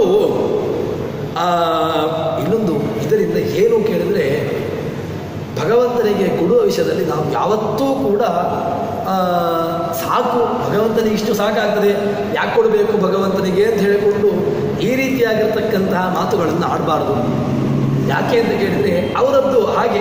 ಭಗವಂತ ಅಂಥವರ ಮನೆಯಿಂದ ಏನು ಮಾಡ್ತಾನೆ ಅಂತ ಕೇಳಿದರೆ ಭಗವಂತನಿಗೆ ಇಷ್ಟು ಸಾಕಲ್ವಾ, ನಿನಗೂ ಇಷ್ಟು ಸಾಕಾಗಲ್ಲ. ನೀನು ಕೊಟ್ಟರೆ ನಾನು ನಿನಗೆ ಕೊಡ್ತೇನೆ, ನೀನು ಕೂಡ ನನಗೇನು ಹೇಳಿದೆ, ನಿನಗಿಷ್ಟು ಸಾಕು ಅಂತಲ್ವ, ನಿನಗೂ ಇಷ್ಟು ಸಾಕು, ನಿನ್ನಲ್ಲಿರ್ತಕ್ಕಂಥ ಏನು ಅನುಭವಿಸ್ತಾ ಇದ್ದೇಲ್ವ ಅಷ್ಟು ಸಾಕು ಅಂತ ಹೇಳಿಕೊಂಡು ಅವರಲ್ಲಿರ್ತಕ್ಕಂತಹ ಪುಣ್ಯವನ್ನು ತೆಗೆದುಕೊಂಡು ಯಾರು ತನ್ನನ್ನು ಸ್ವಾಗತಿಸ್ತಾ ಇದ್ದರೋ ಅವರಿಗೆ ಹೋಗಿ ತನ್ನ ಎಲ್ಲ ಪುಣ್ಯಗಳನ್ನು ಕೊಡ್ತಾ ಇದ್ದ ಅಂತ ಹೇಳಿಕೊಂಡು ಹೇಳ್ತಾರೆ. ಪ್ರದಾಯ ಸಹ ಅಚೂಚರತ್ ಅನಾಥಯಾಯಾಮ್. ಯಾರು ಭಗವಂತನಲ್ಲಿ ಸಾಕು, ಭಗವಂತನ ಇನ್ನು ಬೇಡ, ಅವನಿಗೆ ಬೇಕಾದಷ್ಟಿದೆ ಅಂತ ಹೇಳಿಕೊಂಡು ಅವನಿಗೆ ಕೊಡುವುದರಲ್ಲಿ ಕಮ್ಮಿ ಮಾಡ್ತಾರೋ ಅವರಲ್ಲಿರ್ತಕ್ಕಂತಹದ್ದನ್ನು ಕೂಡ ನಿನಗೂ ಇಷ್ಟು ಸಾಕು, ಭಗವಂತ ಅವರಿಗೆ ಕೊಡುವುದರಲ್ಲಿಯೂ ಕೂಡ ನಿನಗಿಷ್ಟು ಸಾಕು ಎಂಬುದನ್ನು ಅವನು ಕೂಡ ತೀರ್ಮಾನ ಮಾಡ್ತಾನೆ. ಅದಕ್ಕೋಸ್ಕರವಾಗಿ ಭಗವಂತನಿಗೆ ನೀಡುವ ವಿಷಯದಲ್ಲಿ ಯಾವ ಕಾಲಕ್ಕೂ ಕೂಡ ನಾವು ನಮ್ಮಲ್ಲಿರತಕ್ಕಂತಹ ಕೃಪಣತೆಯನ್ನು ತೋರಿಸಬಾರದು ಅಂತ ಎಂಬುದನ್ನು ರಾಜರು ಹೇಳ್ತಾ ಇದ್ದಾರೆ. ಸರಿ, ಕಳ್ಳತನ ಭಗವಂತ ಮಾಡಿದರೆ ಅದು ಕಳ್ಳತನವೇ, ನಾವು ಮಾಡುವುದು ಕಳ್ಳತನವೇ. ಭಗವಂತ ಮಾಡಿದರೆ ಅದ್ಯಾಕೆ ಅದು ಒಳ್ಳೆಯದು ಅಂತ ಅನಿಸ್ಕೊಳ್ತು, ನಾವು ಮಾಡೋದ್ರಿಂದಾಗಿ ಅದಕ್ಕೆ ಬೇಕಾಗಿರತಕ್ಕಂತಹ ಪಾಪವು ಅದಕ್ಕೆ ನರಕಾದಿಗಳು ಇದೆಲ್ಲ ಯಾಕೆ, ಈ ತಾರತಮ್ಯ ಯಾಕೆ? ಭಗವಂತನೂ ಕಳ್ಳ, ನಾವು ಕಳ್ಳತನವನ್ನೇ ಮಾಡೋದು, ಅದರಿಂದ ವ್ಯತ್ಯಾಸ ಯಾಕೆ, ತಾರತಮ್ಯ ಯಾಕೆ ಅಂತ ಕೇಳಿದರೆ ಅದಕ್ಕೆ ವ್ಯತ್ಯಾಸ ಉಂಟು. ಏನು ಅಂತ ಕೇಳಿದರೆ ಅಬೋಧಿಶೋಧಾದ ನಯಸ್ಯ ಪೃಥ್ವ್ಯಾಂ ವಿನಿಂದಿತ ತಸ್ಕರದಸ್ಯ ಭೌತ್ಯೈ. ಕಳ್ಳತನ ಅದು ದೋಷ ಹೌದು, ಆದರೆ ಕಳ್ಳತನ ಯಾವಾಗ ದೋಷ ಅಂತ ಕೇಳಿದರೆ ಭಗವಂತನಿಗೆ ಅದು ದೋಷ ಅಂತ ಅನಿಸಿಕೊಳ್ಳೋದಿಲ್ಲ. ಯಾಕೆ ಅಂತ ಕೇಳಿದರೆ ಹೇಳ್ತಾರೆ, ವಿನಿಂದತ ತಸ್ಕರತಾ ವಿಭೂತ್ಯೈ. ಯಾರು ಭಗವಂತನನ್ನು ಕಳ್ಳ ಅಂತ ಹೇಳಿಕೊಂಡು ಉಪಾಸನೆ ಮಾಡ್ತಾರೋ ಅವನಿಗೆ ಅದು ಸಂಪದ್ಭರಿತವಾಗ್ತದಂತೆ. ಹಾಗೆ ಅಂತೇಳಿ ನಾವು ಕಳ್ಳ ಅಂತ ಹೇಳಿಕೊಂಡು ಉಪಾಸನೆ ಮಾಡಬೇಕು ಅಂತಲ್ಲ. ಅಂದರೆ ಏನು ಅಂತ ಕೇಳಿದ್ರೆ ಭಗವಂತ ನವನೀತನ ಆಹಾರ, ನವನೀತ ಚೋರ ಅಂತ ಹೇಳ್ತೇವೆ ನಾವು ಕೂಡ. ನಾವು ನವನೀತ ಚೋರ ಅಂತ ಉಪಾಸನೆ ಮಾಡಿದಾಗ ಏನಾಗ್ತದೆ, ನಮ್ಮಲ್ಲಿ ಒಳ್ಳೆಯ ಭೂತಿ, ನಮ್ಮಲ್ಲಿ ಸಂಪತ್ತುಗಳು ಬರಲಿಕ್ಕೆ ಶುರು ಆಗ್ತದೆ. ಭೂತಿ ಶಬ್ದಕ್ಕೆ ಲಕ್ಷ್ಮೀದೇವಿ ಅಂತ ಅರ್ಥ ಇದೆ. ಆ ಲಕ್ಷ್ಮೀದೇವಿ ನಮ್ಮಲ್ಲಿ ಬರ್ತಾಳಂತೆ. ಲಕ್ಷ್ಮೀದೇವಿ ನಮ್ಮಲ್ಲಿ ಬರ್ತಾಳೆ ಅಂತ ಹೇಳಿದರೆ ನಮ್ಮಲ್ಲಿ ಸಂಪತ್ತು ಜಾಸ್ತಿ ಆಗ್ತದೆ. ನಮ್ಮಲ್ಲಿ ಯಾವ ಸಂಪತ್ತು ಆಗ್ಬೋದು, ಜ್ಞಾನ ಸಂಪತ್ತು, ಜ್ಞಾನವನ್ನು ಕೂಡ ಸಂಪತ್ತು ಅಂತ ಹೇಳುವಂಥದ್ದು, ಅಥವಾ ಲೌಕಿಕವಾಗಿರತಕ್ಕಂಥ ಸಂಪತ್ತುಗಳು ಸಂಪತ್ತೇ. ಇದರಿಂದ ಯಾವ ಸಂಪತ್ತುಗಳು ಬಂದರೂ ಕೂಡ ಅದು ಸಂಪತ್ತೇ. ಭಗವಂತನನ್ನು ಯಾರು ವಿನಿಂದತ, ಭಗವಂತನನ್ನು ನಿಂದನೆ ಮಾಡ್ತಾನೆ. ನಿಂದನೆ ಅಂತ ಹೇಳಿದರೆ ಭಗವಂತನನ್ನು ಚೋರ ಅಂತ ಯಾರು ಹೇಳ್ತಾರೋ ಅವನಿಗೆ ಸಂಪತ್ತನ್ನು ಕೊಡ್ತಾನಂತೆ. ಯಾರಿಗೆ ಆ ಸಂಪತ್ತನ್ನು ಕೊಡುವವನು ಯಾರಿಗೆ ಅಂತ ಕೇಳಿದ್ರೆ ಆ ರೀತಿಯಾಗಿರ್ತಕ್ಕಂಥ ಸಾತ್ವಿಕರಿಗೆ ಭಗವಂತ ಸಂಪತ್ತನ್ನು ಕೊಡ್ತಾನೆ. ಯಾರೋ ದುರ್ಯೋಧನಾದಿಗಳಿದ್ದಾರೆ ಅಥವಾ ಇನ್ನಿತರ ಯಾರೋ ದುಷ್ಟರಿದ್ದಾರೆ, ಅಸುರರು ಕೂಡ ಇದ್ದಾರೆ, ಅವರು ಭಗವಂತನನ್ನು ಚೋರ ಚೋರ ಚೋರ ಅಂತ ಹೇಳಿದ್ದಾರೆ. ಭಗವಂತ ಅವರಿಗೆ ಸಂಪತ್ತನ್ನು ಕೊಡಲಿ ಅಲ್ವಾ, ಅವರಿಗೆ ಸಂಪತ್ತು ಅಂತ ಹೇಳಿದರೆ ಮೋಕ್ಷ ಸಂಪತ್ತು, ಅದನ್ನು ಕೊಡ್ಬೋದಲ್ವಾ ಅಂತ ಹೇಳಿದರೆ ಅವರಿಗೆ ಸಂಪತ್ತು ಆಗೋದಿಲ್ಲ. ಮತ್ತು ಯಾರು ಸಾತ್ವಿಕರು ಇರ್ತಾರೆ ಅವರಿಗೆ ಈ ಭಗವಂತ ಸಂಪತ್ತನ್ನು ಕೊಡ್ತಾನಂತೆ. ಇನ್ನೊಂದು ಏನು ಅಂತ ಕೇಳಿದ್ರೆ, ಯಾರು ಭಗವಂತನ ಈ ಕಳ್ಳತನ, ಈ ಚೋರತ್ವವನ್ನು ಒಂದು ರೀತಿಯಾಗಿ ಉಪಾಸನೆ ಮಾಡಿದರೆ ಅವರಲ್ಲಿರ್ತಕ್ಕಂತಹ ತಸ್ಕರತ್ವ ಏನಾದರೂ ದೋಷಗಳಿದ್ದರೆ ಅದನ್ನು ಪರಿಹಾರ ಮಾಡ್ತಾನಂತೆ. ಭಗವಂತ ತಸ್ಕರತ್ವ ನಿಮಿತ್ತವಾಗಿರತಕ್ಕಂತಹ ದೋಷವನ್ನು ಪರಿಹಾರ ಮಾಡ್ತಾನೆ. ಅದಕ್ಕೋಸ್ಕರವಾಗಿ ಗೋಪಿಕಾಸ್ತ್ರೀಯರು ಒಂದು ವೇಳೆ ಕೆಲವು ಸಂದರ್ಭದಲ್ಲಿ ಕೆಲವು ಗೋಪಿಕಾಸ್ತ್ರೀಯರು ಭಗವಂತನನ್ನು ಚೋರ ಅಂತ ಉಪಾಸನೆ ಮಾಡಿದ್ದಾರೆ, ಚೋರ ಅಂತ ಹೇಳಿದ್ದಾರೆ, ಹೀಗೆಲ್ಲ ಹೇಳಿದ್ದಾರೆ. ಇದೆಲ್ಲ ಹೇಳಿದ್ರಿಂದಾಗಿ ಏನಾಯಿತು ಅಂತ ಕೇಳಿದ್ರೆ ಅವರಲ್ಲಿರ್ತಕ್ಕಂತಹ ಚೋರತ್ವ ನಿಮಿತ್ತವಾಗಿರತಕ್ಕಂತಹ ಏನಾದರೂ ದೋಷಗಳಿದ್ದರೆ ಅದನ್ನು ಪರಿಹಾರ ಮಾಡ್ತಾನೆ ಭಗವಂತ.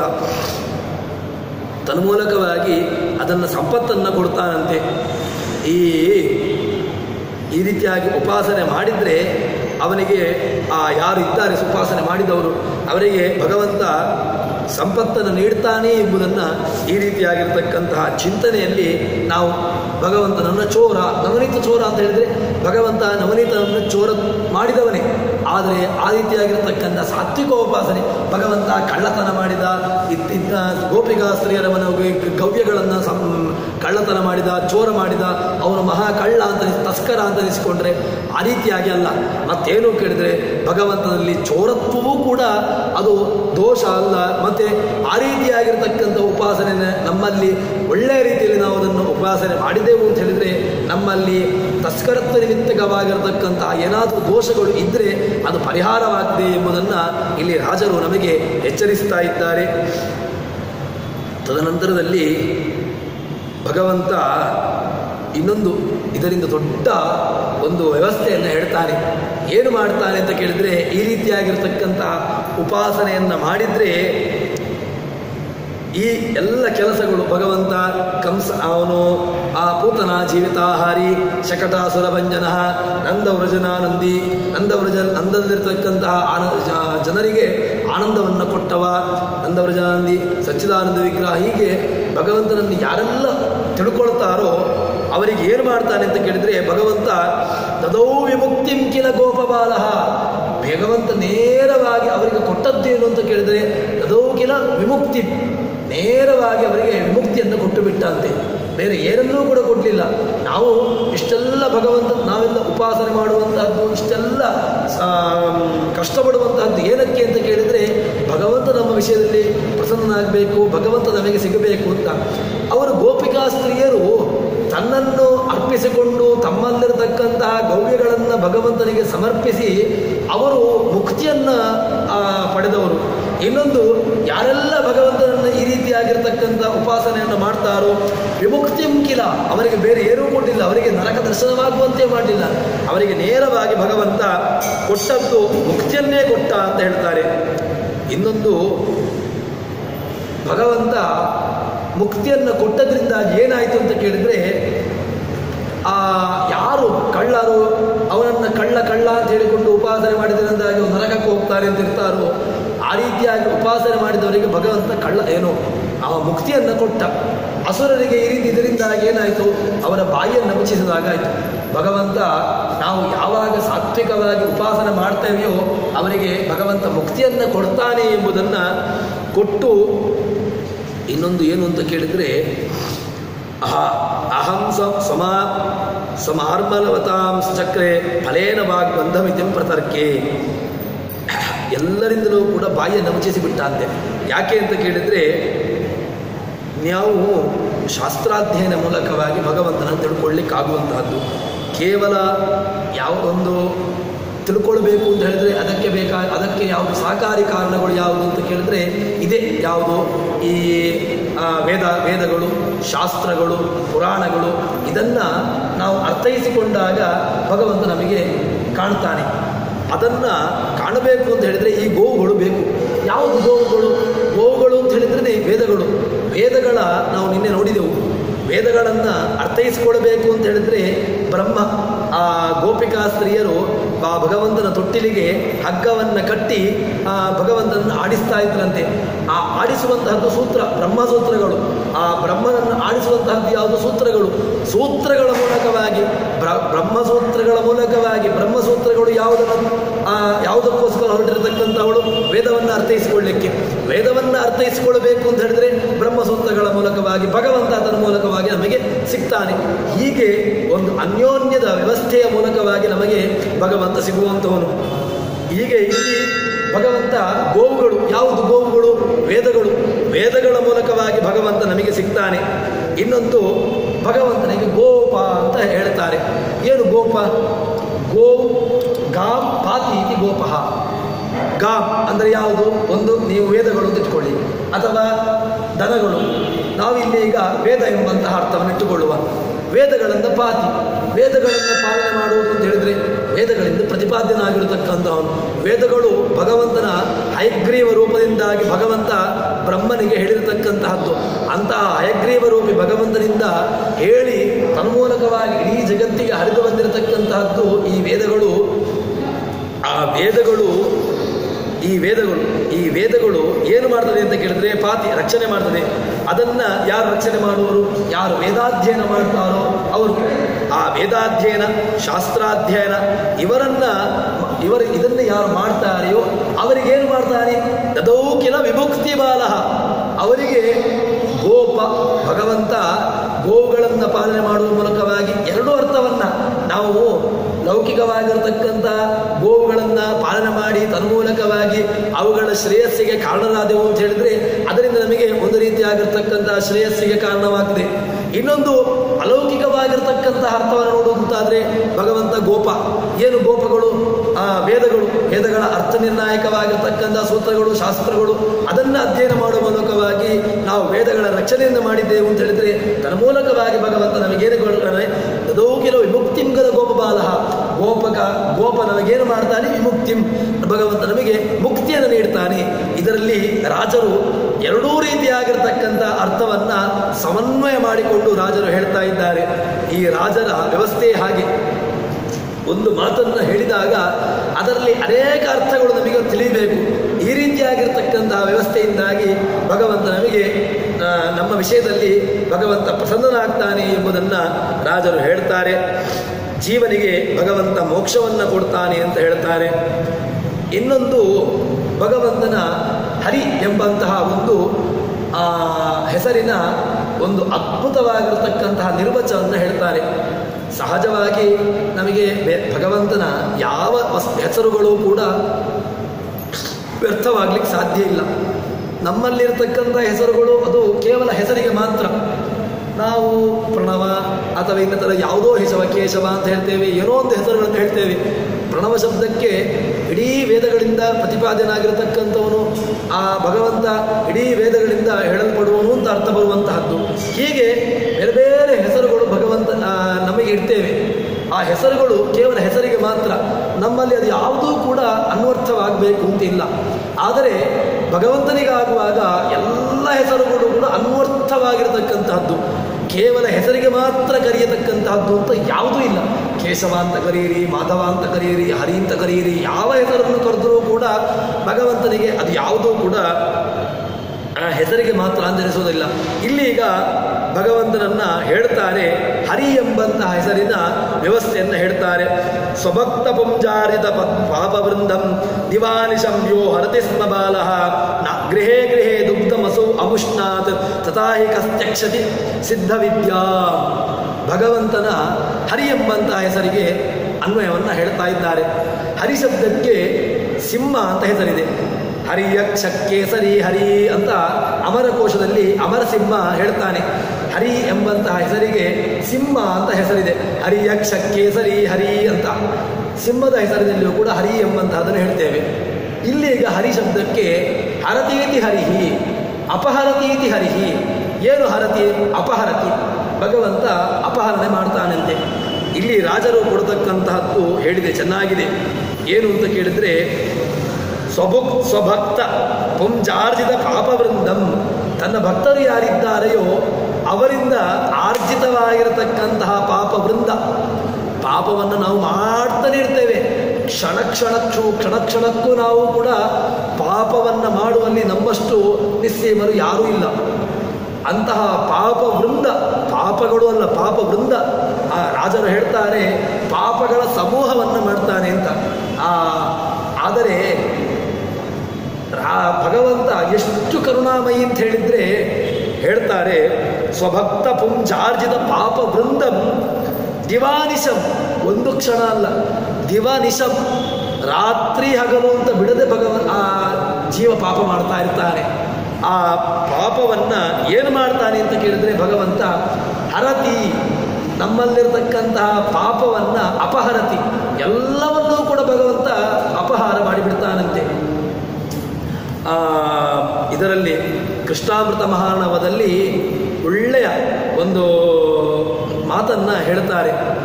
ನಾರಾಯಣೋ ನಾಮ ಒಬ್ಬ ಯಮನ ಪಟ್ಟಣಕ್ಕೆ ಹೋಗಿದ್ದಾನೆ. ಯಮನ ಪಟ್ಟಣಕ್ಕೆ ಹೋಗಿರತಕ್ಕಂಥ ಜೀವನ ಹತ್ರ ಯಮ ಪ್ರಶ್ನೆಯನ್ನು ಮಾಡ್ತಾ ಇದ್ದಾನಂತೆ. ಎಲ್ಲ ಇಂದ್ರಿಯಗಳು ನಿನ್ನ ವಶದಲ್ಲಿದೆ. ಬಾಯಿ ನಿನ್ನ ವಶದಲ್ಲಿದೆ, ಕಿವಿ ನಿನ್ನ ವಶದಲ್ಲಿದೆ, ಕೈಗಳು ಎಲ್ಲ ಇಂದ್ರಿಯಗಳು ನಿನ್ನ ವಶದಲ್ಲಿದೆ. ಆದರೂ ಕೂಡ ನಿನಗೆ ಭಗವಂತನ ಒಂದು ನಾಮವನ್ನು ನಿನಗೆ ಹೇಳಲಿಕ್ಕಾಗಿಲ್ಲಲ್ವ?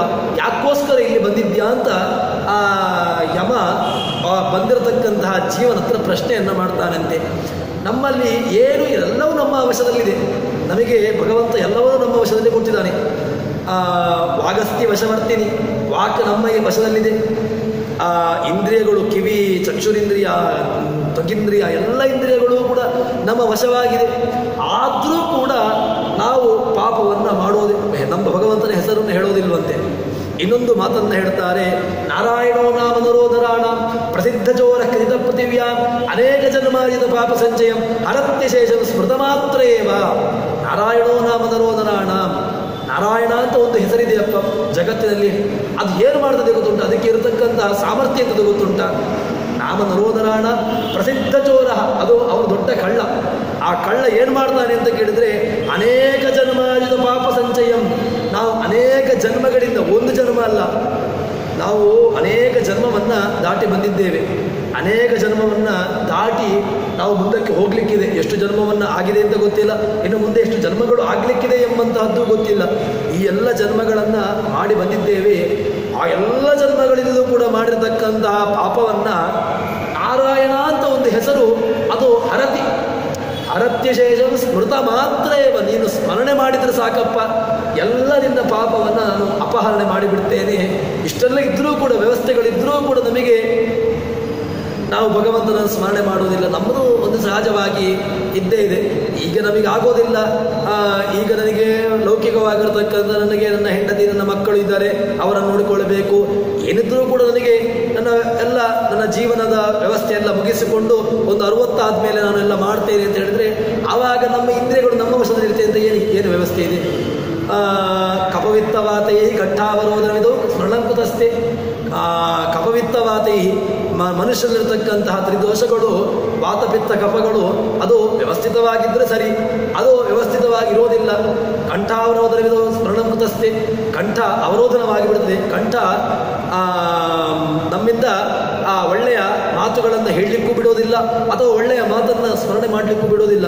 ನಾವು ಮೊದಲಿಂದಲೂ ಕೂಡ ಸ್ಮರಣೆ ಮಾಡಿಕೊಂಡು ಬಂದಿದ್ದರೆ ಕೊನೆಯ ಕಾಲಕ್ಕೆ ನಮಗೆ ಸ್ಮರಣೆ ಬರಬಹುದು. ಆರಂಭದಲ್ಲಿ ಸ್ಮರಣೆ ಇಲ್ಲದೆ ಕೊನೆಯ ಕಾಲಕ್ಕೆ ನಾನು ಸ್ಮರಣೆ ಮಾಡ್ತೇನೆ ಹೇಳಿದರೆ ಸಾಧ್ಯವೇ ಇಲ್ಲ. ಅಲ್ಲೂ ನಾನು ಮಾಡಿಕೊಳ್ತೇನೆ, ನನಗೆ ಆಗ್ತದೆ, ಅದು ಸಾಧ್ಯವೇ. ಯಾಕೆ ಅಂದರೆ ಯಾವುದು ನಮಗೆ ಮೊದಲಿಂದಲೂ ಕೂಡ ನಿಶ್ಚಿತ ಗಟ್ಟಿಯಾಗಿರ್ತೀವೋ ಅದೇ ಕೊನೆಗೆ ಬರುವಂತಹದ್ದು. ಅದಕ್ಕೋಸ್ಕರವಾಗಿ ಆರಂಭದಲ್ಲಿ ಯಾವುದನ್ನು ನಾವು ಗಟ್ಟಿ ಮಾಡ್ತೇವೆಯೋ ಭಗವಂತನ ಸ್ಮರಣೆಯನ್ನು ನಾವು, ಅದೇ ಕಾರಣಕ್ಕೋಸ್ಕರವಾಗಿ ನಾವು ಮಕ್ಕಳನ್ನು, ಈಗಿನ ಮಕ್ಕಳು ಸ್ವಲ್ಪವಾದರೂ ಕೂಡ ಒಂದು ಭಗವಂತನ ಆಧ್ಯಾತ್ಮಿಕ ವೃತ್ತಿಯಲ್ಲಿ, ಆಧ್ಯಾತ್ಮಿಕ ದೃಷ್ಟಿಯಲ್ಲಿದ್ದಾರೆ ಅಂತ ಆಗುವಾಗ ನಾವೇ ಅವುಗಳನ್ನು ಚಿವುಟುವಂತಹ ಪ್ರಯತ್ನವನ್ನು ಮಾಡಬಾರ್ದು. ಯಾಕೆ ಅಂತ ಕೇಳಿದರೆ, ಆರಂಭದಲ್ಲಿ ಒಂದು ಸಲ ನಾವು ಅವರನ್ನು ಆ ಧಾರ್ಮಿಕ ಪ್ರಜ್ಞೆಯಿಂದ ವ್ಯತ್ಯಾಸ ಮಾಡಿದೆವು ಅಂತ ಹೇಳಿದರೆ ಮತ್ತೆ ಯಾವತ್ತೂ ಕೂಡ ಅವರು ಅದನ್ನು ಅದರ ಕಡೆಗೆ ತಿರುಗಿ ನೋಡೋದಿಲ್ಲ. ಅದಕ್ಕೋಸ್ಕರವಾಗಿ ಆದಷ್ಟು ನಾವು ಧಾರ್ಮಿಕ ಪ್ರಜ್ಞೆಯನ್ನು, ಧಾರ್ಮಿಕ ವ್ಯವಸ್ಥೆಯನ್ನು ನಾವು ಮೈಗೂಡಿಸಿಕೊಂಡೆವು ಅಂತ ಹೇಳಿದರೆ, ಅಥವಾ ಮಕ್ಕಳಲ್ಲಿ ಮೈಗೂಡಿಸಿದೆವು ಅಂತ ಹೇಳಿದರೆ, ಆವಾಗ ಮುಂದಿನ ಕಾಲಕ್ಕೆ ಅದೊಂದು ರೀತಿಯಾಗಿರತಕ್ಕಂತಹ ಬೆಳವಣಿಗೆಯಲ್ಲೂ ಕೂಡ ಅವರಿಗೆ ಆ ವ್ಯವಸ್ಥೆಗಳು ಬರ್ತದೆ. ಅದನ್ನೇ ಇಲ್ಲಿ ಹೇಳ್ತಾರೆ. ಹರಿ ಎಂಬಂತಹ ಹೆಸರು ಇದೆ, ಅವನು ನಮ್ಮ ಎಲ್ಲ ಪಾಪಗಳನ್ನು ಅಪಹಾರ ಮಾಡ್ತಾನೆ. ಇದೆಲ್ಲ ಇರುವಾಗ ಇದ್ರೂ ಕೂಡ ಯಾಕೋಸ್ಕರ ಅಂತ ಹೇಳಿದರೆ, ಇನ್ನೊಂದು ಈ ದೃಷ್ಟಾಂತದ ಮೂಲಕವಾಗಿ ಅದನ್ನು ಹೇಳ್ತಾರೆ. ನಾನು ಪ್ರತಿ ಅಪಹಾರ ವ್ಯವಸ್ಥೆಯಲ್ಲೂ ನಾನು ಯಾವುದೇ ಅವತಾರವನ್ನು ಎತ್ತಿ ಬಂದರೂ ಕೂಡ ನನ್ನ ವ್ಯವಸ್ಥೆ ಇದೆ. ನಾನು ಗವ್ಯವನ್ನು ಅಪಹಾರ ಮಾಡಿದ ಮೂಲಕವಾಗಿ ಏನು ಮಾಡ್ತೇನೆ ಅಂತ ಕೇಳಿದರೆ, ನನ್ನ ಸ್ವಭಾವ ಇದು. ನನ್ನ ಸ್ವಭಾವ ಅಪಹಾರ ಮಾಡುವಂಥದ್ದು ನನ್ನ ಸ್ವಭಾವ. ಅಪಹಾರ ಮಾಡುವುದು ನಿಮಗೆ ತೋರಿಸಿಕೊಟ್ಟದ್ದು. ನನ್ನ ಸ್ಮರಣೆಯನ್ನು ಮಾಡಿ ನಾನು ನಿಮ್ಮ ಏನು ಕಷ್ಟಗಳಿದೆಯೋ ಕಷ್ಟಗಳನ್ನು ಭಗವಂತ ಆಕರ್ಷತೆ ಸಂಕರ್ಷತೆ. ಕೃಷ್ಣ ಭಗವಂತ ಕೃಷ್ಣನಾಗಿದ್ದಾನೆ. ಏನು ಕೃಷ್ಣ ಭಗವಂತ ನಮ್ಮಲ್ಲಿರತಕ್ಕಂತಹ ಕಷ್ಟಗಳನ್ನು ಆಕರ್ಷತಿ, ಅಥವಾ ಭಗವಂತ ಎಲ್ಲರನ್ನೂ ಕೂಡ ಸಂಕರ್ಷತಿ, ತನ್ನ ಕಡೆಗೆ ಆಕರ್ಷಿಸ್ತಾನೆ. ಎಲ್ಲ ಕಾರಣಗಳಿಂದಾಗಿಯೂ ಭಗವಂತನನ್ನು ಹರಿ ಅಂತ ಹೇಳ್ತಾರೆ. ಅದಕ್ಕೋಸ್ಕರವಾಗಿ ಭಗವಂತ ತನ್ನ ಸ್ವಭಾವವನ್ನು ಹುಟ್ಟುಕೊಂಡು ಸುಟ್ಟರೂ ಹೋಗೋದು ಅಂತ. ಭಗವಂತನ ಸ್ವಭಾವ ಏನು ಸ್ವಭಾವ ಅಂತ ಕೇಳಿದರೆ, ಯಾರು ತನ್ನ ಸ್ಮರಣೆ ಮಾಡ್ತಾರೆಯೋ ಅವರ ಎಲ್ಲ ಕಷ್ಟಗಳನ್ನು ಅಪಹಾರ ಮಾಡುವಂಥದ್ದು ನನ್ನ ಸ್ವಭಾವ ಎಂಬುದನ್ನು ಭಗವಂತ ಕೊಡ್ತಾ ಇದ್ದಾನೆ. ಇಂತಹ ಭಗವಂತ ನಮ್ಮನ್ನು ರಕ್ಷಿಸಲಿ ಅಂತ ಹೇಳಿಕೊಂಡು ಹೇಳ್ತಾ ಇದ್ದಾರೆ. ಇನ್ನು ಭಗವಂತ ಒಂದು ಗೋಪಿಕಾ ಸ್ತ್ರೀಯರ ಒಂದು ಮನೆಯಲ್ಲಿ ಹೋಗಿದ್ದಾನೆ. ಅಲ್ಲಿ ಬೆಣ್ಣೆಯ ಪಾತ್ರೆಗೆ ಕೈ ಹಾಕಿದ್ದಾನಂತೆ. ಕೈ ಹಾಕಿ ಏನು ಮಾಡ್ತಾನೆ ಅಂತ ಕೇಳಿದರೆ ಅಷ್ಟು ಹೊತ್ತಿಗೆ ಆ ಗೋಪಿಕಾ ಸ್ತ್ರೀ ಬರ್ತಾಳೆ. ಬಂದಾಗ ಕೃಷ್ಣ ಹತ್ರ ಕೇಳ್ತಾ ಇದ್ದಾಳೆ, ನೀನು ಯಾಕಪ್ಪ ಈ ಒಳ್ಳೆಯ ಗವ್ಯದ ಬೆಣ್ಣೆಯ ಕೈಗೆ ಬೆಣ್ಣೆಯ ಗಡಿಗೆಗೆ ಯಾವ ಕಾರಣಕ್ಕೋಸ್ಕರ ಕೈ ಹಾಕಿದ್ಯಾ ಅಂತ ಕೇಳಿದ್ರೆ ಕೃಷ್ಣ ಉತ್ತರ ಕೊಡ್ತಾ ಇದ್ದಾನಂತೆ. ಯುಕ್ತಾನ ಸ್ಥಿತಿ ಸ್ಥಿರಸ್ಯ ಕೋಮಲದ ತತ್ತನ್ಯ ಚಿತ್ತೇ ಮಮ ಅಂತ ಹೇಳ್ತಾ ಇದ್ದಾನೆ. ಏನು ಅಂತ ಕೇಳಿದ್ರೆ ನಿನ್ನ ಮನಸ್ಸು ಹೇಗಿದೆ ಅಂತ ಕೇಳಿದ್ರೆ ನಿನ್ನ ಕಲ್ಲು ಹೃದಯ, ನಿನ್ನ ಮನಸ್ಸು ಕಲ್ಲು. ನಾನು ನಿನ್ನ ಮನಸ್ಸನ್ನು ನೋಡಿದೆ, ನಿನ್ನ ಮನಸ್ಸಿಗೆ ಹೋಗಲಿಕ್ಕೆ ನಾನು ಪ್ರಯತ್ನ ಮಾಡಿದೆ. ನಿನ್ನ ಮನಸ್ಸು ನನಗೆ ಹೋಗ್ಲಿಕ್ಕೆ ಆಗಲೇ ಇಲ್ಲ. ಯಾಕೆ ಅಂತ ಕೇಳಿದ್ರೆ ನಿನ್ನ ಮನಸ್ಸು ಕಲ್ಲಿನಂತೆ ಇತ್ತು, ಕಲ್ಲಿನ ಒಳಗೆ ನನಗೆ ಹೋಗ್ಲಿಕ್ಕೆ ಆಗಿಲ್ಲ. ಅದಕ್ಕೋಸ್ಕರ ಏನು ಮಾಡಿದೆ ಅಂತ ಕೇಳಿದ್ರೆ ನಿನ್ನ ಮನೆಗೆ ಹೊಕ್ಕು ಅಲ್ಲಿರತಕ್ಕಂತಹ ಗವ್ಯ ಇತ್ತು, ಆ ಬೆಣ್ಣೆ ಇತ್ತು. ಅದಕ್ಕೋಸ್ಕರ ನಿಮ್ಮಂಥವರ ಮನೆಯಲ್ಲಿ, ಯಾರ ಮನೆಯಲ್ಲಿ ಕಲ್ಲು ಹೃದಯ ಉಳ್ಳವರಿದ್ದಾರೋ ಅವರ ಮನೆಯಲ್ಲಿ ಮೃದುವಾಗಿರ್ತಕ್ಕಂಥ ಪದಾರ್ಥಗಳು ಇರಬಾರ್ದು ಎಂಬಂತಹ ದೃಷ್ಟಿಯಿಂದಾಗಿ ಅದನ್ನು ಕೆಡಿಸ್ಲಿಕ್ಕೋಸ್ಕರವಾಗಿ ನಿನ್ನ ಮನೆಯಲ್ಲಿರತಕ್ಕಂತಹ ಬೆಣ್ಣೆಗೆ ನಾನು ಕೈ ಹಾಕಿ ಅದನ್ನು ಕರಡಿಸಿದೆ ಅಂತ ಕೃಷ್ಣ ಉತ್ತರ ಕೊಡ್ತಾ ಇದ್ದಾನೆ. ಅಂದರೆ ಏನು ಅಂತ ಕೇಳಿದ್ರೆ ಕೃಷ್ಣ ಹೇಳ್ತಾನೆ, ನಿನ್ನ ಮನಸ್ಸು ಕಠಿಣವಾಗಿರತಕ್ಕಂತಹ ಮನೆಯಲ್ಲಿ ಈ ಒಂದು ಒಳ್ಳೆಯ ಮೃದುವಾಗಿರ್ತಕ್ಕಂಥ ಪದಾರ್ಥ ಇದು ನಿನ್ನ ಮನೆಯಲ್ಲಿ ಇರಬಾರ್ದು. ಯಾರ ಮನೆಯಲ್ಲಿ ಇದು ಇರಬೇಕು ಅಂತ ಕೇಳಿದ್ರೆ ಯಾರ ಮನೆಯಲ್ಲಿ ಬೆಣ್ಣೆ ಅಂತ ಇರತಕ್ಕಂತಹ ಮನಸ್ಸು ಇದೆಯೋ ಅವರ ಮನೆಯಲ್ಲಿ ಇದೆಲ್ಲ ಇರಬೇಕು. ಈ ಕಠಿಣವಾಗಿರ್ತಕ್ಕಂತಹ ನಿನ್ನ ಮನೆಯಲ್ಲಿ ಇದೆಲ್ಲ ಇರಬಾರ್ದು ಅಂತ ಹೇಳ್ಕೊಂಡು ಅದನ್ನು ಹಾಳು ಮಾಡಲಿಕ್ಕೋಸ್ಕರ ನಾನು ಬಂದಿದ್ದೇನೆ ಅಂತ ಹೇಳ್ತಾ ಇದ್ದಾನೆ. ಸರಿ, ಇದೊಂದು ರೀತಿಯಾಗಿರ್ತಕ್ಕಂಥ ವ್ಯವಸ್ಥೆಯನ್ನು ಹೇಳ್ತಾನೆ. ಇನ್ನೇನು ಅಂತ ಕೇಳಿದ್ರೆ ಇದನ್ನೀಗ ನೀನು ಹಾಳು ಮಾಡಿದ್ಯಲ್ವಾ, ಇದನ್ನೇನು ಮಾಡ್ತೀಯ ಅಂತ ಕೇಳಿದ್ರೆ ಇದನ್ನು ನಾನು ಇಟ್ಟುಕೊಳ್ತೇನೆ, ಇದು ನನಗೆ ಬೇಕು. ಯಾಕೆ?